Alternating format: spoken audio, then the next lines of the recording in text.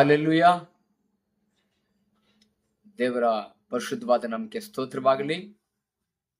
ಈ ಒಂದು ಮುಂಜಾನೆಯಲ್ಲಿ ದೇವರ ವಾಕ್ಯವನ್ನ ವೀಕ್ಷಿಸುವ ಎಲ್ಲ ಪರಿಶುದ್ಧ ದೇವ ಜನರಿಗೂ ಯೇಸು ಕ್ರಿಸ್ತನ ನಾಮದಲ್ಲಿ ವಂದನೆಗಳನ್ನ ಸಲ್ಲಿಸ್ತೇನೆ. ಪ್ರಿಯ ದೇವರ ಮಕ್ಕಳೇ, ಈ ಒಂದು ಮುಂಜಾನೆಯಲ್ಲಿ ನಾವು ದೇವರ ವಾಕ್ಯವನ್ನು ಓದ್ಕೊಳ್ಳೋಣ.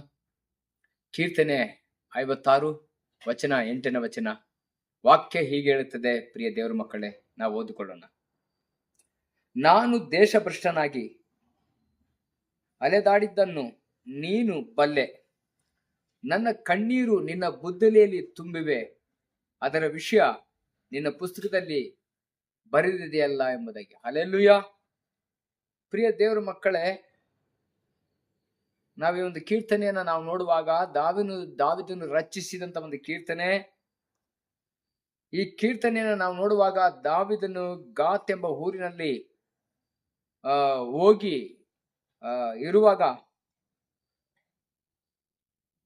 ಫಿಲಿಸ್ಟಿಯರ ಕೈವಶವಾದಂತಹ ಸಮಯದಲ್ಲಿ ರಚಿಸಿದಂತ ಒಂದು ಕೀರ್ತನೆ. ಆ ಟೈಮಲ್ಲಿ ದಾವಿದನು ಪ್ರಾರ್ಥಿಸುವಂತದ್ದು ಏನಂತ ಹೇಳಿದ್ರೆ, ನನ್ನ ಕಣ್ಣೀರು ನಿನ್ನ ಬುದ್ದಲಿಯಲ್ಲವೇ, ಅದರ ವಿಷಯ ನಿನ್ನ ಪುಸ್ತಕದಲ್ಲಿ ಬರೆದಿದೆಯಲ್ಲ ಎಂಬುದಾಗಿ. ಪ್ರಿಯ ದೇವರ ಮಕ್ಕಳೇ, ಇವತ್ತು ನಾವು ಸುರಿಸಿದ ಕಣ್ಣೀರು ದೇವರು ನಮಗೋಸ್ಕರವಾಗಿ ಒಂದು ಬುದ್ದಲಿ ಇಟ್ಟಿದ್ದಾನೆ ಎಂಬುದಾಗಿ ನಾವು ನೋಡ್ತಾ ಇದ್ದೀವಿ. ನಾವು ಸುರಿಸಿದ ಕಣ್ಣೀರು ಆ ಬುದ್ದಲಿಯಲ್ಲಿ, ದೇವರ ಒಂದು ಮುಂದೆ ಬುದ್ದಲಿಯಲ್ಲಿ ತುಂಬಿವೆ ಎಂಬುದಾಗಿ ನಾವು ನೋಡ್ತಾ ಇದ್ದೀವಿ. ಯಾವ ವಿಷಯಕ್ಕಾಗಿ ನೀನು ಕಣ್ಣೀರು ಸುರಿಸಿದೆ, ಏನಕ್ಕಾಗಿ ನೀನು ಕಣ್ಣೀರು ಸುರಿಸಿದೆ, ಅದರ ವಿಷಯದಲ್ಲಿ ದೇವರು ನಿನಗೋಸ್ಕರ ಒಂದು ಬುದ್ದಲಿಯನ್ನ ತನ್ನ ಸಮ್ಮುಖದಲ್ಲಿ ಆತನು ಇಟ್ಟುಕೊಂಡಿದ್ದಾನೆ. ಆ ನಿನ್ನ ಕಣ್ಣೀರು ಆ ಒಂದು ಬುದ್ದಲಿಯಲ್ಲಿ ಇರುತ್ತದೆ. ಅದರ ವಿಷಯದಲ್ಲಿ ಆತನು ಪುಸ್ತಕದಲ್ಲಿ ಬರೆದಿದ್ದಾನೆ ಎಂಬುದಾಗಿ ನಾವು ನೋಡ್ತಾ ಇದ್ದೀವಿ. ಪ್ರಿಯ ದೇವ್ರ ಮಕ್ಕಳೇ, ವಿಶೇಷವಾಗಿ ನಿಮ್ಮೊಂದಿಗೆ ನಾವು ಹಂಚಿಕೊಳ್ಳುವಂತ ಒಂದು ವಿಷಯ ಏನಪ್ಪಾ ಅಂತಂದ್ರೆ, ಕಣ್ಣೀರಿನ ಒಂದು ಪ್ರಾರ್ಥನೆ. ಖಂಡಿತವಾಗಿ ಕಣ್ಣೀರಿನಿಂದ ನಾವು ಪ್ರಾರ್ಥಿಸುವಾಗ ದೇವರು ನಮ್ಮ ಕಣ್ಣೀರಿನ ಪ್ರಾರ್ಥನೆಯನ್ನ ತಿರಸ್ಕರಿಸಿದಂತ ದೇವರಾಗಿದ್ದಾನೆ. ನಿಮ್ಮ ರೋಗ ಬಂದಾಗಿರ್ಬೋದು, ನಿಮಗೆ ಕಷ್ಟ ಬಂದಿರ್ಬೋದು, ಸಾಲ ಬಾಧೆಗಳಲ್ಲಿ ಇರ್ಬೋದು, ಇಕ್ಕಟ್ಟಿನ ಪರಿಸ್ಥಿತಿಗೆ ಬಂದಿರ್ಬೋದು, ಶೋಧನೆಗಳಲ್ಲಿ ನೀವಿರ್ಬೋದು, ಸೇವೆಯಲ್ಲಿ ಅನೇಕ ಹೋರಾಟಗಳು ಇರಬಹುದು, ಅನೇಕ ಕೊರತೆಗಳು ಅವಶ್ಯಕತೆಗಳು ಇರಬಹುದು.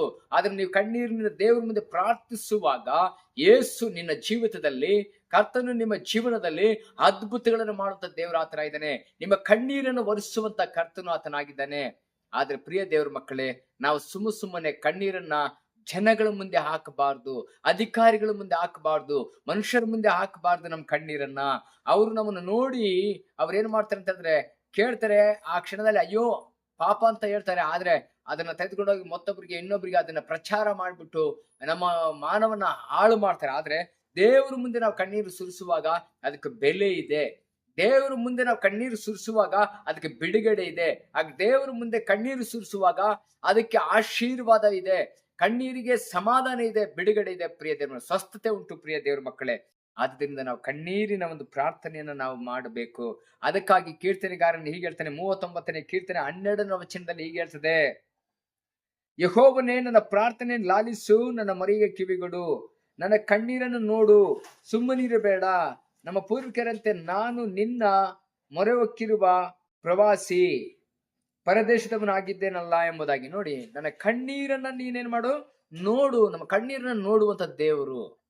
ನಾವೇನಕ್ಕಾಗಿ ದುಃಖಿಸ್ತಿದ್ದೀವಿ, ಯಾವ ವಿಷಯಕ್ಕಾಗಿ ದುಃಖಿಸ್ತಿದ್ದೀವಿ, ನಮ್ಮ ದುಃಖ ಯಾಕಾಗಿ ಬಂದಿದೆ, ನಾವ್ ಯಾವ ವಿಷಯದಲ್ಲಿ ಅಳ್ತಾ ಇದ್ದೀವಿ, ನಾವು ಕಣ್ಣೀರು ಸುರಿಸ್ತಿದ್ದೀವಿ ಎಂಬುದಾಗಿ ದೇವರು ನಮ್ಮ ಕಣ್ಣೀರನ್ನ ನೋಡುವಂತ ದೇವರಾಗಿದ್ದಾನೆ. ಇವತ್ತು ಮನುಷ್ಯರು ನೋಡದಿರಬಹುದು, ನಾವು ಕಣ್ಣೀರು ಹಾಕ್ಬೇಕಾದ್ರೆ ಅನೇಕರು ಹೇಳ್ತಾರೆ, ಇವ್ನು ನಾಟಕವಾಗಿ ಕಣ್ಣೀರು ಹಾಕ್ತಾನೆ, ನಾಟಕವಾಗಿ ಇವಳು ಕಣ್ಣೀರು ಮಾಡ್ತಾ ಇದ್ದಾಳೆ, ಮೊಸಳೆ ಕಣ್ಣೀರು ಎಂಬುದಾಗಿ ನಮ್ಮನ್ನು ಅನೇಕ ಸಾರಿ ಚುಚ್ಚಿ, ಅಣಿಗಿಸಿ, ಏಳಿಸಿ ಮಾತನಾಡುವಂತ ಜನಗಳು ಉಂಟು. ಆದ್ರೆ ದೇವ್ರು ಯಾವತ್ತು ನಿನ್ನ ವಿಷಯದಲ್ಲಿ ನೀನು ಕಣ್ಣೀರು ಹಾಕಿ ಪ್ರಾರ್ಥಿಸುವಾಗ ನಿನ್ನ ಕುರಿತಾಗಿ ಅಲ್ಲ ಸಲ್ಲದನ್ನ, ಬೇಡವಾದದನ್ನ ಚುಚ್ಚಿಯಾಗಿ ಮಾತನಾಡುವಂಥದ್ದಾಗಿ, ನಿನಗೆ ವಿರುದ್ಧವಾಗಿ ಮಾತನಾಡುವಂಥದ್ದಾಗಿ ಇಲ್ಲ. ಆದ್ರೆ ನಿನ್ನ ಕಣ್ಣೀರನ್ನ ನೋಡ್ತಾನೆ ಯೇಸು ಸ್ವಾಮಿ. ಹಲ್ಲೆಲೂಯ.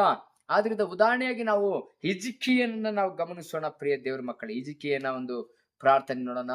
ಅಲ್ಲಿ ಹಿಜ್ಕೀಯನು ಒಂದು ವಿಷಯದಲ್ಲಿ ನಾವು ನೋಡುವಾಗ, ಯೆಶಾಯ 58ನೇ ಅಧ್ಯಾಯಕ್ಕೆ ನಾವು ಬರ್ಬೇಕಾದ್ರೆ, ಆ ಕಾಲದಲ್ಲಿ ಹಿಜ್ಕೀಯನು ಮರಣಕರ ರೋಗದಲ್ಲಿ ಬಿದ್ದಾಗ ದೇವ್ರು ಏನ್ ಮಾಡ್ತೀವಿ, ಪ್ರವಾದಿಯಾದ ಯೆಶಾಯನನ್ನ ಹಿಜ್ಕೀಯನ ಮನೆಗೆ ಕಳಿಸ್ತಿದ್ದಾರೆ. ಯೆಶಾಯನು ಬಂದ್ಬಿಟ್ಟು ಹೇಳ್ತಿದಾರೆ, ನೀನು ಹತ್ತಿದ ಮಂಚು ಹಿಡಿಯಂಗಿಲ್ಲ, ನೀನು ವ್ಯವಸ್ಥೆ ಮಾಡು, ಸಾಯಬೇಕಾಗಿದೆ ಅಂತ ಹೇಳುವಾಗ, ಪ್ರಿಯ ದೇವ್ರ ಮಕ್ಕಳೇ, ನಾವು ನೋಡ್ತೇವೆ ಒಂದು 38ನೇ ಯೆಶಾಯ ವಚನ 2-3ನೇ ವಚನ ಹೀಗೆ ಹೇಳ್ತದೆ, ಇದನ್ನು ಕೇಳಿದೊಡನೆ ಹಿಜ್ಕೀಯನ ಮೊರೆಯನ್ನು ಗೋಡೆಯ ಕಡೆಗೆ ತಿರುಗಿಸಿ, ಯೆಹೋವನೇ, ನಾನು ನಂಬಿಗಸ್ತನಾಗಿ ಯಥಾರ್ಥ ಚಿತ್ತನಾಗಿ ನಿನಗೆ ನಡ್ಕೊಂಡದ್ದು ನಿನ್ನ ದೃಷ್ಟಿಯಲ್ಲಿ ಒಳ್ಳೆಯವನಾಗಿದ್ದನ್ನು ನೆನಪು ಮಾಡಿಕೊ ಎಂದು ಪ್ರಾರ್ಥಿಸಿ ಬಹಳವಾಗಿ ಹತ್ತನು ಎಂಬುದು. ನೋಡಿ, ಅವನು ತುಂಬಾ ಹತ್ತನು. ನೀನು ಸಾಯ್ತಿ, ನೀನು ಇಳಿಯಂಗಿಲ್ಲ, ನಿನ್ ಕತೆ ಮುಗೀತು, ನಿನ್ ಜೀವನ ಇಷ್ಟೇ ಎಂಬುದಾಗಿ ಹೇಳುವಾಗ ಅವನಿಗೆ ಸಂತೋಷ ಆಗ್ಲಿಲ್ಲ. ಇವತ್ತು ಎಷ್ಟೋ ಜನ ಸಾಯ್ತೀರ ಅಂತ ಹೇಳಿದ ತಕ್ಷಣ ಯಾರನ್ನ ಖುಷಿ ಪಡ್ತಾರಾ? ಇಲ್ಲ, ದುಃಖ ಪಡುವಂತವ್ರು ಎಷ್ಟೋ ಜನ ಇದ್ದಾರೆ, ಕಣ್ಣೀರು ಸುರಿಸಂತ ಇದ್ದಾರೆ. ಆ ದುಃಖ ವಿಷಯ ಕೇಳಿದ ತಕ್ಷಣ ಅವನಿಗೆ ತುಂಬಾ ದುಃಖ ಆಗಿ ಅವನು ಗೋಡೆ ಕಡೆ ಮರೆ ಮಾಡಿ ಅವನು ಗೋಳಾಡಿ ದೇವ್ರ ಮುಂದೆ ಅಳುವಂತದನ್ನ ನಾವು ನೋಡ್ತಾ ಇದ್ವಿ. ಏನೆಲ್ಲ ಅವನು ಆಡ್ತಾನೆ. ಇದನ್ನು ಕೇಳಿದೊಡನ ತಕ್ಷಣ ಹಿಜ್ಕೀಯನು ಮೊರೆ ಗೋಡೆಯ ಕಡೆಗೆ ತಿರುಗಿ, ಯೆಹೋವನೇ, ನಾನು ನಂಬಿಗಸ್ತನು, ನಾನು ನಂಬಿಗಸ್ತನಾಗಿ ನಡ್ಕೊಂಡಿದ್ದೀನಿ, ನಿನಗೆ ಯಥಾರ್ಥಚಿತ್ತನಾಗಿ ನಡ್ಕೊಂಡಿದ್ದೀನಿ, ನಿನಗೆ ನಿನ್ನ ದೃಷ್ಟಿಯಲ್ಲಿ ಒಳ್ಳೆಯದನ್ನೇ ನಾನು ಮಾಡಿದ್ದೀನಿ ಎಂಬುದಾಗಿ ಹೇಳುವಾಗ ಅವನು ಅಳುತ್ತಾನೆ ಬಹಳವಾಗಿ. ನಾನು ಎಷ್ಟು ನಿನಗಾಗಿ ಯಥಾರ್ಥವಾಗಿ ಜೀವಿಸಿದೆ, ನಾನು ಒಳ್ಳೆಯವನಾಗಿ ಜೀವಿಸಿದ್ದೇನೆ, ನಂಬಿಗಸ್ತನಾಗಿ ಜೀವಿಸಿದ್ದೀನಲ್ಲ ಸ್ವಾಮಿ, ಯಾಕೆ ನನಗಿದಂದಿಗೆ ಹೇಳುವಾಗ, ಪ್ರಿಯ ದೇವ್ರ ಮಕ್ಕಳ 8ನೇ ವಚನವನ್ನ ನಾವು ಗಮನಿಸುವಾಗ, ಈಗೋ ಸೂರ್ಯನು ಇಳಿತರದಿಂದ ಅಲ್ಲಿ ನೋಡ್ತೀವಿ. 5ನೇ ವಚನಕ್ಕೆ ಅಲ್ಲಿ ಯೆಶಾಯನು ಹಾಗೆ ಹೇಳಿ ಮುಂದಕ್ಕೆ ಹೋಗುವಾಗ ಅಲ್ಲಿ ಏನ್ ಹೇಳ್ತದೆ 5ನೇ ವಚನದಲ್ಲಿ, ನೀನು ಹೋಗಿ ನನ್ನ ಪ್ರಜೆಗಳ ಪ್ರಭುವಾಗಿರುವ ಹಿಜ್ಕೀಯನಿಗೆ, ನಾನು ನಿನ್ನ ಪ್ರಾರ್ಥನೆ ಕೇಳಿದ್ದೇನೆ, ನಿನ್ನ ಕಣ್ಣೀರನ್ನು ನೋಡಿದ್ದೇನೆ, ನಿನ್ನ ಆಯುಷ್ಯಕ್ಕೆ 15 ವರ್ಷ ಕೂಡಿಸಿ ಇದ್ದೇನೆ ಅಂದೆ. ನೋಡಿ, ಕ್ಷಣ ಮಾತ್ರ ನಮ್ಮ ಕಣ್ಣೀರಿಗೆ ಪ್ರಾರ್ಥನೆಗೆ ಬೇಗ ಉತ್ತರ ಸಿಗ್ತದೆ ಪ್ರಿಯ ದೇವರ ಮಕ್ಕಳೇ.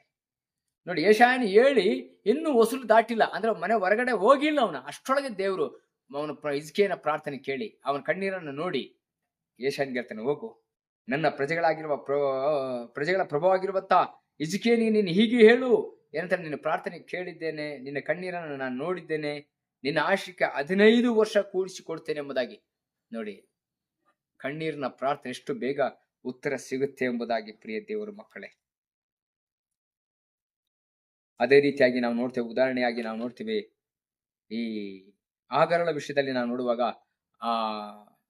ಆದಿಕಾಂಡ 21ನೇ ಅಧ್ಯಾಯಕ್ಕೆ ನಮ್ಮ ಬೈಬಲ್ ಅನ್ನು ತೆಗೆದುಕೊಳ್ಳುವಾಗ ಪ್ರಿಯ ದೇವ್ರ ಮಕ್ಕಳೇ, ಅಲ್ಲಿ ಸಹ ಆ ಒಂದು ಆಗರಳು ಯಾವಾಗ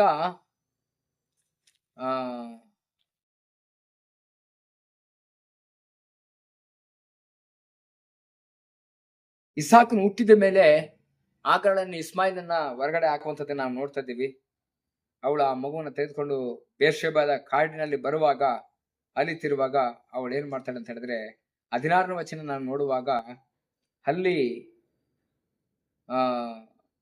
15-16ನೇ ವಚನ ಓದ್ಬೇಕಾದ್ರೆ, ತಿತ್ತಿಯಲ್ಲಿದ್ದಂತ ನೀರು ಮುಗಿದ ಮೇಲೆ ಅವಳು ಮಗುವನ್ನು ಒಂದು ಗಿಡದ ನೆರಳಿನಲ್ಲಿ ಹಾಕಿ ಮಗುವು ಸಾಯುವುದನ್ನು ನೋಡಲಾರನು ಅಂದುಕೊಂಡು ಬಿಲ್ಲೆಸೆಯಷ್ಟು ದೂರ ಹೋಗಿ ಅವನ ಎದುರಾಗಿ ಕೂತುಕೊಂಡು ಗಟ್ಟಿಯಾಗಿ ಹತ್ತಳು ಎಂಬುದಾಗಿ. ನೋಡಿ, ಆ ಮಗುವನ್ನು ನೋಡುವಾಗ ಹತ್ತಳು, ಕಣ್ಣೀರು ಸುರಿಸಿದ್ಲು. ನಾನೀಗ ಒಂಟಿ ಆಗ್ಬಿಟ್ನಲ್ಲ, ಕೈ ಬಿಡಲ್ಪಟ್ಬಿಟ್ನಲ್ಲ, ನಾನೀಗ ಕಾಡಿನಲ್ಲಿದ್ದೇನಲ್ಲ, ನನ್ಗೆ ಯಾರು ದಿಕ್ಕು, ನನಗೆ ಸಹಾಯಕ್ಕೆ ಯಾರು ನನಗೆ ಸಹಾಯ ಮಾಡ್ತಾನೋ, ಕಣ್ಣೀರು ಸುರಿಸಿ ಅಳುವಂತ ಸಮಯಗಳಲ್ಲಿ ದೇವರು ತಕ್ಷಣನೇ ಉತ್ತರ ಕೊಡ್ತಾನೆ. ತಕ್ಷಣನೇ ಹತ್ತಳು. 17ನೇ ವಚನದಲ್ಲಿ ನಾವು ನೋಡುವಾಗ, ಆ ಹುಡುಗನ ಮೊರೆಯು ದೇವರಿಗೆ ಕೇಳಿಸಿತು. ದೇವದೂತನ ಆಕಾಶದಿಂದ ಆಗರಳೆ ಎಂದು ಕರೆದು, ಆಗರಳೆ, ನಿನಗೇನಾಯ್ತು, ಅಂಜಬೇಡ. ಆ ಹುಡುಗನ ಬಿದ್ದಿರುವ ಸ್ಥಳದಿಂದಲೇ ಅವನ ಶಬ್ದವು ದೇವರಿಗೆ ಕೇಳಿತು. ನೀನೆದ್ದು ಅವನನ್ನು ಎತ್ತಿಕೊಂಡು ಕೈ ಬಿಡದೆ ಇರು, ಇವನಿಂದ ದೊಡ್ಡ ಜನಾಂಗವಾಗುವಂತೆ ಮಾಡುವೆನು ಎಂದು ಹೇಳಿದನು.